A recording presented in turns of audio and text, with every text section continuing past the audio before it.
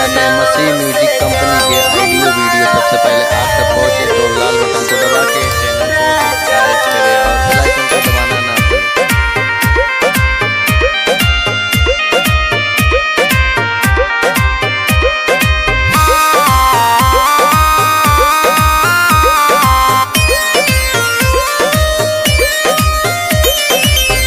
तेरे नाम से गाऊंगा मेरे यीशु राजा, तेरे नाम से गाऊंगा मेरे यीशु राजा।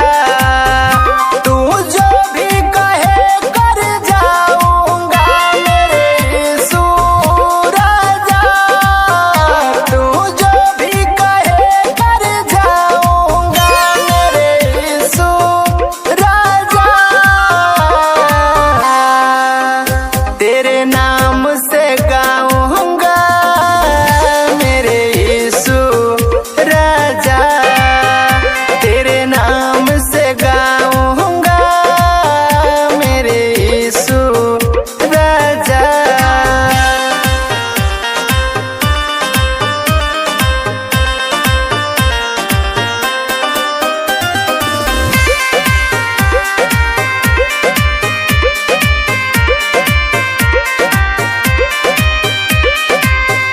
सुबह शाम नाम तेरा लेता रहूंगा, चरणों में रात दिन लेटा रहूंगा, लेटा रहूंगा।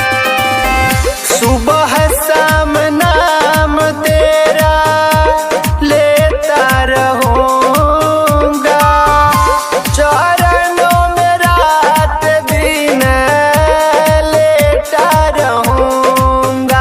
सांसों में तुझे मैं बसाऊंगा मेरे यीशु राजा, सांसों में तुझे मैं बसाऊंगा मेरे यीशु राजा।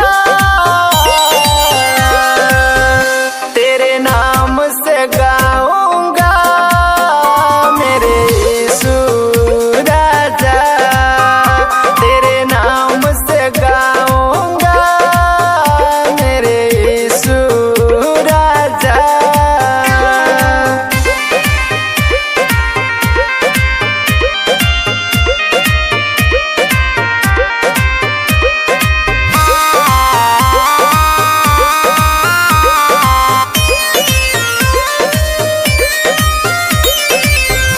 करुणा भलाई मिलता तेरे सहारे, दे दे प्रभु तेरा दास पुकारे, दास पुकारे।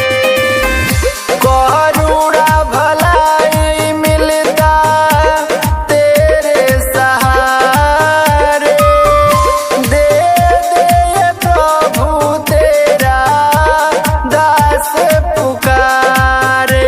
बचनों को तेरे समझाऊंगा मेरे यीशु राजा, बचनों को तेरे समझाऊंगा मेरे यीशु राजा।